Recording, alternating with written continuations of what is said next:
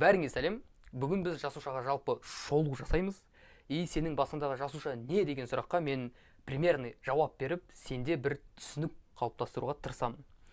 Айта кететін жайт, сабақтан кейін міндетті түрде осы тақырыптың менің түсіндіруімнің қаншалықты қиын болғанын бірден 10-ға дейінгі шкала бойынша жазып, неге екенін немесе бір ұсыныстарың болса ұсынып кетсең өте жақсы болады.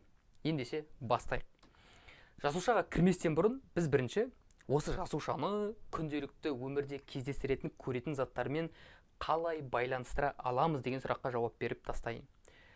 Так, сен, скорее всего, атомның не екенін білесің да? Мысалға, көміртек деген атом бар, сутек деген атом бар, оттек деген атом бар, бізде азот деген атом бар. Вот, ауада даже осылардың барлығы бар. Көмірқышқыл газы бар, оттегі бар, азот бар, сутек те бар. Ауада. Топырақтың ішінде бар. Біздің жейтін тамақтардың барлығы осы атомдардан жасалған. Сен химия сабағынан да осы атомдарды өттің. Потом сен, скорее всего, ДНК-ның не екенін де білесің да? Біздің денеміздің ішіндегі тұқым қуалауға жауап беретін бір зат. Егер де осы ДНК-ның бірліктерін қарастыратын болсақ, мысалға нуклеотид біліп керек емес, просто ДНК-ны жасайтын заттары да нуклеотид. Вот, соның ішіне керде қарайтын болсаң, оның ішінде көміртекте бар, сутекте бар, оттекте бар, азотта бар, оның ішінде еще фосфор деген бар. Вот, осындай атомдардың бірлестігінен тұрады бізде ДНК. Яғни, мына атомдар бізде бірігіп, осындай ДНК сияқты заттарды жасайды. Вот, осы атомдардың бірлестігін біз молекула деп атаймыз. Жақсы ма? Яғни ДНК бізде бір молекуланың түрі. Басқа молекулалар қай жерден кездестіре аламыз? Қазір сен холодильникке барып, мороженое немесе бір дүкеннен алынған упаковка болса, соның сыртын оқитын болсаң, артқы жағында майлар, көмірсулар және де нәруыз немесе ақуыз деп тұрады. Вот осылар және де осы ДНК төртеуі бізде табиғатта ең кеңінен таралған үлкен молекулалар, яғни оларды басқаша макромолекулалар деп те айтсақ болады. Осы макромолекулалар атомдардан жасалынады. Не обязательно именно ауадағы атомдардан жасалынады. Мен как мысал ретінде айтып кеттім, жақсы ма? Көбінесе біз топырақтан аламыз да, бір нәрсені жасау үшін. Көбінесе топырақтан. Вот, осы енді молекулалар, олар өзара енді бірлеседі де бізге жасушаны жасап береді. Вот каким-то образом бірлеседі де бізге жасушаны жасап береді. Вот осы жерде біз жасуша туралы айтып бастай аламыз. Енді сенде примерно представление бар да, атомдардан қалай жасушаларға баратынымызға. Енді біздің өзіміздің ағзамыздан, яғни сенің денеңнен ағзадан қазір жасушаға дейін барып көрейік. Хорошо? Қара, мына жасушалар, олар миллиондап, миллиардтап бір-бірлерімен қосылып бізге ұлпа деген зат жасап береді. Бұны да сен естуің мүмкінсің. Біздің денеміз жалпы түгелмен ұлпалар, қан ол бізде ұлпа. Яғни бұл кәдімгі бір-бірлеріне ұқсайтын жасушалардың бірлестігі. Тап осындай сұрақ келуі мүмкін ЕНТ-да, ОБТ-да. Ұлпа дегеніміз не деген сияқты. Сол кезде бір-бірлеріне ұқсайтын, яғни қызметі жағынан да, құрылысы жағынан да бір-бірлеріне ұқсайтын жасушалардың бірлестігі. Вот, бұлар бізде міне мына жерде көріп тұрсың да, бірнеше жасушалар бар бізде. Потом осы ұлпалардың бірнеше түрі бір-бірлерімен бірлеседі де бізге ағзаны жасап береді. Мысалға сенің жүрегің бар, сенің миың бар, сенің көзің бар. Олардың барлығы бізде ағза немесе мүше, кешірім сұраймын, мүше именно органды жасап береді. Жақсы ма? Мысалға сол органның бірі, допустим, асқазан. Окей? Бұл бізде бірнеше ұлпалардан тұрады. Потом бір қызметке жауап беретін мүшелер немесе органдар, олар белгілі бір жүйеге қалыптасып, бізге органдар жүйесін жасап береді. Мысалға, мына жердегі бізде ас қорыту жүйесі. И оның ішінде мына жерде өңешті көріп тұрсың, одан кейін асқазанның өзін көріп тұрсың, мына жерде бауыр бар, мына жерде жіңішке ішек бар, мына жерде тоқ ішек бар деген сияқты көрдің ба? Неше түрлі органдар бір қызметке жауап беретін, яғни ас қорытуға жауап беретін, бір-бірлерімен бірлеседі де, бір идеальны қалай кезектілікте тұрады да, өздерінің қызметтерін атқарады. И осыны біз органдар жүйесі деп атаймыз. Осындай органдардың жүйесі тек қана ас қорыту емес, бізде қандайлар бар тағы? Бізде жүйке жүйесі бар да, ми мен жұлыннан және де нервтардан тұратын. Потом бізде қанқа бұлшықет жүйесі бар да, қозғалу жүйесі ма или қалай? Зәр шығару жүйесі бар да бізде. Жалпы жүйелердің түрлері көп, и осылардың барлығы бізде бірігеді де сенің денеңді, яғни организмді жасайды. Енді сен организмнен жасушаға қалай бару керек екенін білесің. Мына реттілік негізінен тек қана цитология емес, яғни жасушалық биология емес, молекулалық биологияның да, жалпы эволюцияның да, жалпы биологияның фундаменті болып табылады. Сен осыны егерде қаныңа сіңдіріп алатын болсаң, дұрыстап, ешқандай проблема болмайды сенде алдағы уақытта. Окей? Так что бұған дұрыстап бір зейін қойып түсініп ал. Так, егерде біз кітапты ашатын болсақ, кітапта жасушаны бізге былай анықтама береді жасушаға. Тіршіліктің негізгі ең кіші деп айтады еще, құрылымдық және де қызметтік бірлігі деп береді. Вот, тап болса жаттап алсаң да болады. Енді сен түсіне аласың, неге именно құрылымдық, себебі бізде ағзалар жасушалардан тұрады. Неге қызметтік, себебі жасушалар бір определенный қызметті атқарады. Хорошо? Так, осы жерде қазір аналогия жасап көрейік. Сенің денеңді аламыз бүйтіп, сол жаққа қоямыз.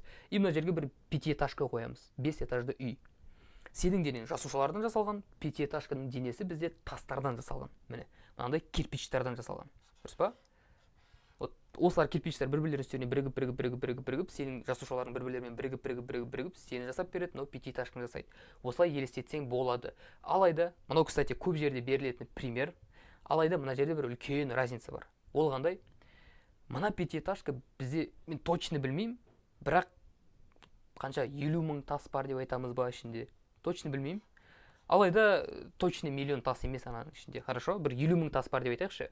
Ал сенің денең болса, сенің денең триллиондаған, яғни 12 нолы бар. Миллиардтан кейінгі да триллиондаған жасушалардан тұрады. Сенің денең триллиондаған жасушалардан тұрады. Салмағыңа байланысты, мысалға сен, допустим, 50 килограмм болатын болсаң, сенің денеңде примерно 50 триллион жасуша бар. Олар соншалықты кішкентай и соншалықты көп. Жақсы ма? И осы жасушаны зерттейтін ғылымды біз цитология деп айтамыз. Міне мен саған енді көрсетіп жатырмын да, жасушаның қалай біз көзбен көре алатынымызды. И бұның ішінде егерде байқап тұрсаң, мына жерде сап-сары бір қапшықтар жүр, мына жерде құрт сияқты қып-қызыл денелер жүр, ортасында бір ойыншық сияқты бір неше түрлі зат бар. Вот осының барлығын бізде цитология зерттейді. И мына жерде саған айтып кетейін, цито деген сөзді кездестіретін болсаң, кез келген жерден бұл бізде жасуша деген мағынаны білдіреді. Цито латын тілінен, логус деген ол наука, да, ғылым, биология, цитология, гистология, гельминтология деген сияқты кез келген логиялар бізде ғылымды білдіреді. Вот осылардың қазір бәріне біз қысқаша тоқтап өтетін боламыз. И келесі сабақтарда әрқайсысына отдельно тоқтап дұрыстап қамтитын боламыз. Ең бастапқы, міне, тап осы жасушаның ең бастапқы 3 компоненті бар. Енді де сұрақ болады осындай, жасушаның ең негізгі компоненттері деп тұрады. Сол кезде сен не деп белгілейсің? Сен цитоплазма дейсің. Цитоплазма. Мынаны жазып алсам болады. Одан кейін ядро, сен осыған дейін естідің, скорее всего, ядроның не екен. Так, дұрыстап жазайын қазір. Ядро. И одан кейін мембрана. Вот тап осы үшеуіне қазір тоқталып өтейік. Мембрана дегеніміз бұл бізде жасушаның терісі, жасушаның шекарасы. Міне, мынау бізде жасуша деп елестет, мына сол жақта тұрған дөңгелекті. И бұның сыртындағы мына қызыл сары бұл бізде мембрана как раз таки. Оның біз ертең дұрыстап өтетін боламыз. Мына каждый дөңгелек басы бар, 2 аяғы бар. Не деп сұрасаң қазір айтып кетейін? Фосфолипид деп. Фосфолипид деп жазылып тұр. И мембрананы біз липидті биік қабат деп айтамыз. Себебі осы фосфолипидтар, бір фосфолипид болса, бір-бірлеріне қарама-қарсы осы аяқтарымен тіресіп тұрады. Міне көріп тұрсың да. И осылайша бізде биік қабатты, яғни 2 қабатты, немесе қос қабатты түзеді. Бірінші қабат и екінші қабат деген сияқты. Вот, бұның бәрін дұрыстап қарастыратын боламыз. Алайда бұл бізде жасушаның мембранасы деп елестеді. Дальше ядро. Бұл бізде жасушаның қалай реттеуші орталығы, жасушаның басы деп те қарастырсақ болады. Оның ішіндегі, жасушаның ішіндегі болып жатырған кез келген процесті басқаратын бөлім бұл бізде ядро. И оның ішінде бізде генетикалық материал, яғни ДНК сақталынады. Тап осы ядроның ішінде. Міне, мынау бізде жасушаның шекарасы, допустим, мембранасы да, и мынау ішіндегі ядросы. Вот тап осының ішінде бізде ДНК бар. Как раз таки ядро осы ДНК арқылы қалған заттарды контролировать етеді, реттейді, басқарады, қадағалайды. И дальше осы екеуінің арасындағы, яғни мына ядро мен мына мембрананың арасындағы барлық затты біз цитоплазма деп атаймыз. Цитоплазма. Мына көк түстегі бізде ядро тұр, мына жердегі сыртындағы ақ түсті ол бізде терісі, яғни мембранасы, и ортасындағы барлығын тек қана сұйық затты емес, осы жерді қателеседі көбі. Олар ойлайды, жасушаның ішіндегі сұйық бөлікті цитоплазма деп айтамыз деп ойлайды. Алайда олай емес. мына ядро мен мембрананың арасындағы барлық зат, яғни сұйық та и қатты зат та барлығы цитоплазма деп аталынады. Міне, мына жерге қарайтын болсақ, шардың ішіне су құйып қоятын болсаң, мынау бізде цитоплазма и ішінде еще мынандай дөңгелек жаңағы неше түрлі органеллалар бар да. Вот осыны біз цитоплазма деп айтамыз. И мына цитоплазманың су бөлігін, именно су бөлігін біз гиалоплазма дейміз. Яғни сұйық бөлігі ол бізде гиалоплазма. Ал гиалоплазмадан басқа оның ішінде неше түрлі органеллалар бар. Органелла деген не деген сұрақ болатын болса, ол бізде жасушаның органдары. Жасушаның органдары. Біздің денеміздегі органдар қандай қызмет атқарады? Біздің денемізде мысалға бүйрек бар, жүрек бар, бауыр бар. Олардың әрқайсының өзіндік қызметтері бар ғой. Тап сол сияқты жасушаның ішіндегі органеллалардың да өзіндік қызметтері бар. Яғни органеллалар бізде ол цитоплазманың ішіне кіреді. Окей? Так, сол органеллалардың бірі ол бізде цитоқаңқа, цитоскелет. Осылай айтылай береді екеуі. И тап біздің қаңқа сияқты, біздің денеміздегі сүйектер сияқты, немесе мынандай палатканы елестететін болсаң, палатканың ішінде мынандай таяқтар болады ғой. Да? Палатканың денесіне тірек беретін, да? Палатканың денесін ұстап тұратын. Тап осындай таяқшалар сияқты деп те елестетсең болады. Және де бұның ең басты қызметі дұрыс тірек. Тірек, жаңағы палатканың тіректері сияқты бұлда да тіректік қызмет атқарады. И цитоқаңқаның жалпы не болып кетті жазуыма? Так, тірек. Цитоқаңқаның бірнеше түрі бар, да? Міне мына жерде бейнеленген бізде 3 түрі. Міне мынандай микрофиламенттер, қазір айтып кетейін, жаттап керек емес, дұрыстап өтетін боламыз. Микротүтікшелер, но аралық филаменттер. Вот осындайлар жасушаның денесін түгелімен тесіп жатыр. Былайынан, астына, үстіне, жанына, батысқа, солтүстікке деген сияқты. И әрқайсының, мына 3 түрдің әрқайсының өзіндік қызметтері бар. Бірақ бәрінің атқаратын қызметі ол бізде тіректік. И дальше именно микротүтікше дегені ең қалыны, мына ортасында тұрғанда, вот соның қызметі кішкене разнообразнее, да? Олар ол кішкене әмбебап болып саналады, универсальный болып саналады. И соған қазір тоқтап кетейік. Соның бірі ол бізде тасымалдау. Осы жаңағы микротүтікше, жаңағы цитоқаңқаның микротүтікшесі тасымалдауда қатысады. Жасушаның ішін елестететін болсаң, соның ішінде ойла. Мына точкадан бір точкасына, екінші точкасына рельстер жатыр деп ойла. Рельс, кәдімгі пойыз жүретін рельстер болады ғой. Вот тап сондайлар жатыр. Олар не үшін керек? Себебі жасушаның ішінде біз бір жерден екінші жерге заттарды апаруымыз керек. Вот сол тасымалдаулар как раз таки осы цитоқаңқаның именно микротүтікше деген, міне жазылып тұр ғой. Осының үстімен жүреді бүйтіп. Үстімен жүреді. Мына жерден қарайтын болсаң, мынау бізде тасымалдаушы грузчик. Бұлда да бізде ертең дұрыстап қарастыратын боламыз. И үстіндегі мынау бізде товар. Кәдімгі товар. Бүйтіп стрелкамен жазып қойық, товар деп. Мынаның ішінде мысалға бір керек нәруз бар. Сол нәрузды точка А-дан точка Б-ға дейін апару керек. Мысалға ядродан мембранаға дейін апару керек деген сияқты. Хорошо? Вот осы тасымалдауда жаңағы цитоскелет қатысады. Дальше еще жаңағы цитоскелеттің микротүтікше деп айттық қой да, ең универсальный да цитоқаңқаның. Сол еще бізде жасушаға қолдар мен аяқтар жасап береді. Оларды біз кірпікшелер, микробүрсілер, и еще бізде талшықтар да бар. Мына сперматозоидты елестететін болсаң, құйрығы бар ғой. Міне, мынандай сперматозоид. И осының құйрықтары бар ғой, бүйтіп тұратын. Вот осы құйрықтарын тоже жаңағы цитоқаңқалар жасайды. Именно соның ішінде микротүтікшелер де жасайды осыны. Вот. Қазір біз бірақ именно кірпікшелер мен микробүрсілерді қарастыратын боламыз. Бірінші кірпікшелерге қарап кетейік. Кірпікшелерге. И мына жердегі анықтаманы оқитын болсақ, жасушалардың беті бойымен, яғни жасушаның бетімен заттарды жылжытатын ұзын мембраналық өсінділер дейді. Жылжытатын. Но бізде кірпікшелердің қызметі. Егер де концертте елестететін болсақ, концертте болған шығарсын деп ойлаймын. Адамдар қолдарын көтеріп тұрып билейді ғой. Вот сол жердегі танцполды түгелімен бір жасушаның беті деп елестет. И тұрған адамдарды кірпікшелер деп елестетсең болады. Олар қолдарымен тұрады да, міне мысалға мына жердегі артисті жылжытып жатыр ғой. Тап сол сияқты осы жасушаның бетіндегі кірпікшелер, яғни мына қолдар заттарды жылжытады. Мысалға ол қандай жерде керек бізге? Біздің тыныс алу жолымызда осындай кірпікшелер өте көп. Олар не үшін? Себебі мен қазір деп тыныс алған кезде менің айналамда, надеюсь, көп емес, бірақ бактерия мен вирус по-любому бар. Олар любой жерде бар. И ол менің ішіме кіреді, жаңағы бактерия мен вирустар, алайда ол менің ары қарай өкпеме қарай кетіп қалмауы керек. Вот. Олар кіріп бара жатқан кезде жаңағы біздің мына трахея, бронхи деген тыныс өтетін жолдар бар ғой. Сол жерлерде стенкаларға барып жабысып қалады. Клегей стенкаға барып жабысып қалады. И вот сол клегейдің астында бізде жасушалар бар, осындай кірпікшелермен. И олар қолдармен алады да жаңағы вирус бактерияларды жоғарыға қарай бүйтіп итеріп жібереді. Мына жердегі міне адамды итеріп жатқан сияқты. Хорошо? Шук жоғарыға итеріп жібереді. И ол менің аузыма не болып келеді?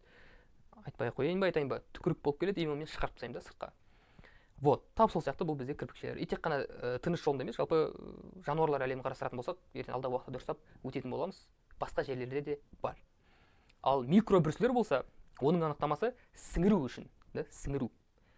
жасушаның бетінің ауданын үлкейтетін қысқа мембраналық өсінділер. Егер де кірпікшелер кішкене ұзынырақ болса, микробүрістер өте қысқа.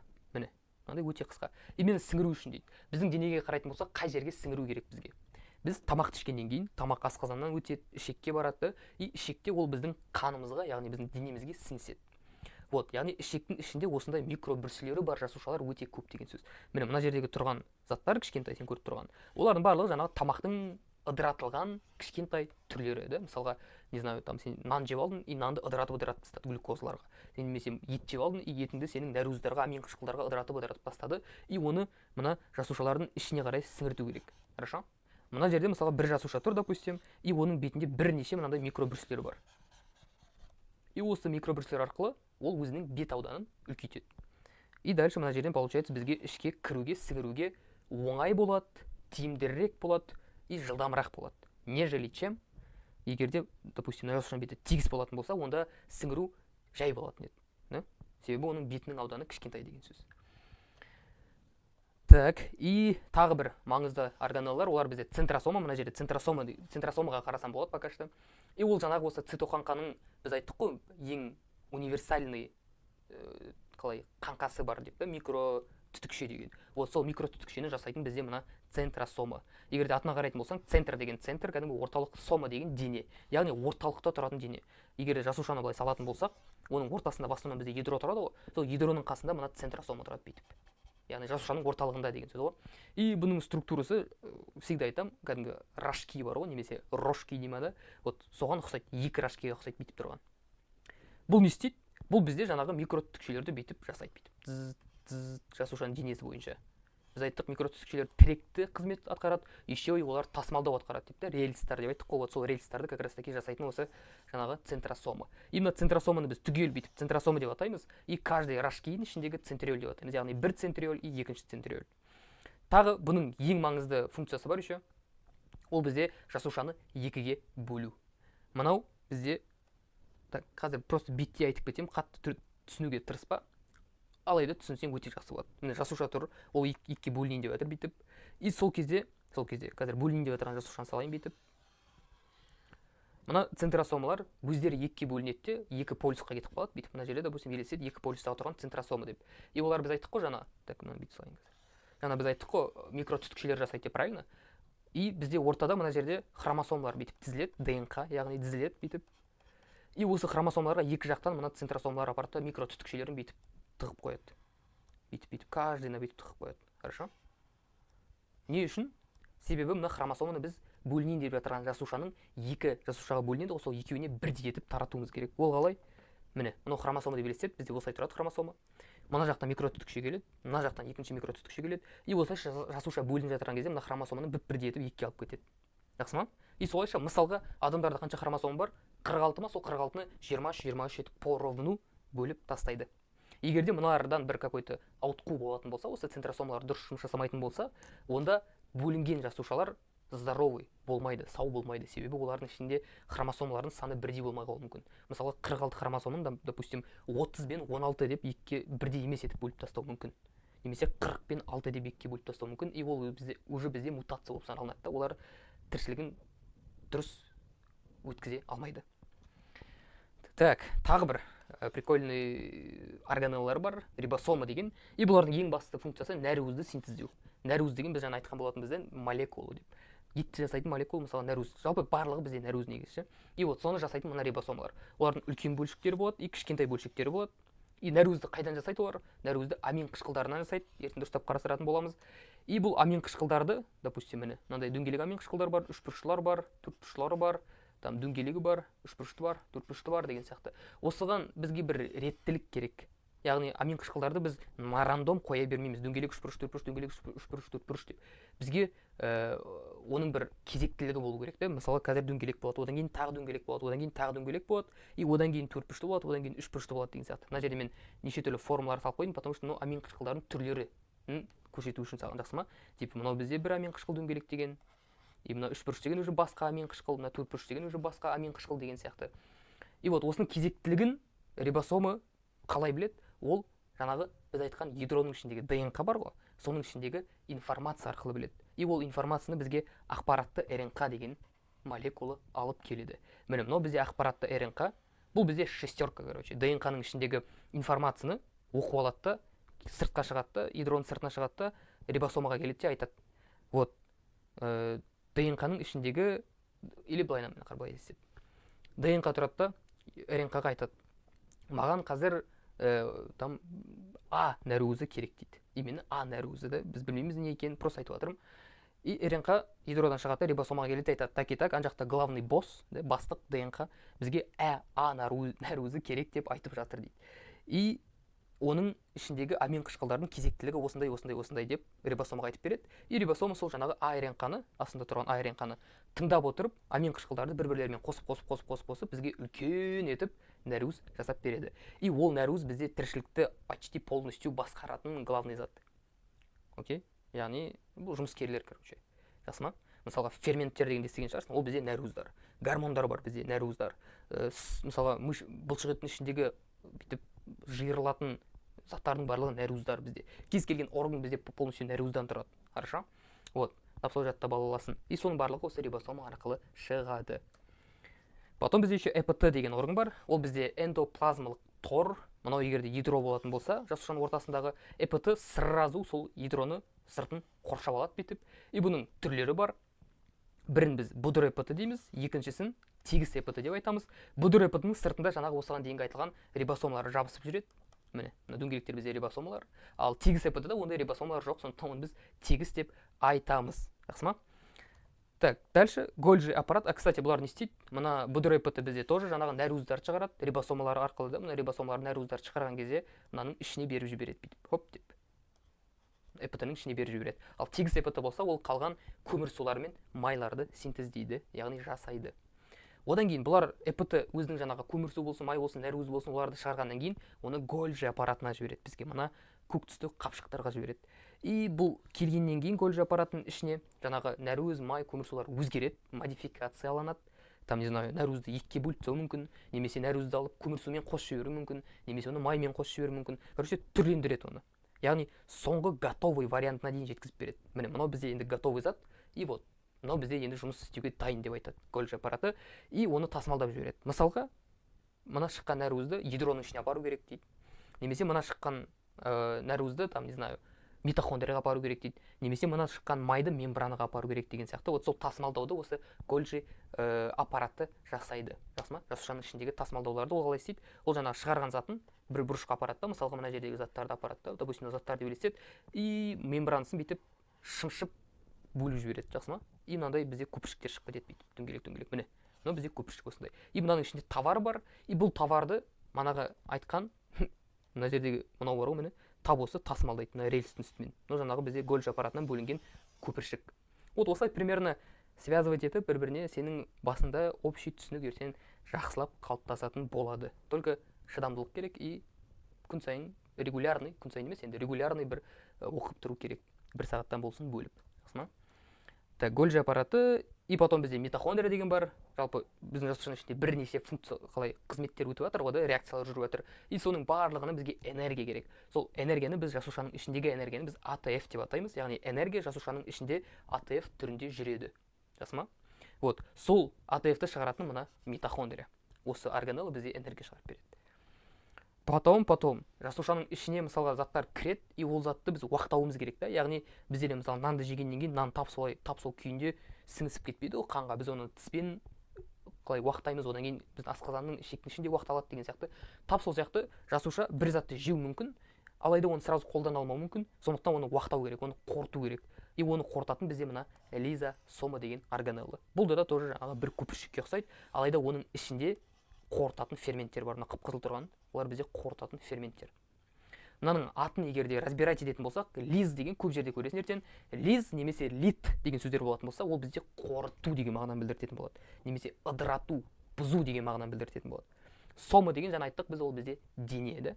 Қорытатын дене, значит, асқазаны жасушаның. Осындай сұрақ болуы мүмкін, кстати. Жасушаның ішіндегі асқазан деп нені атаймыз дейді. Сол кезде там лизосома, там басқалары кездесетін болса, лизосома деп белгілейсің.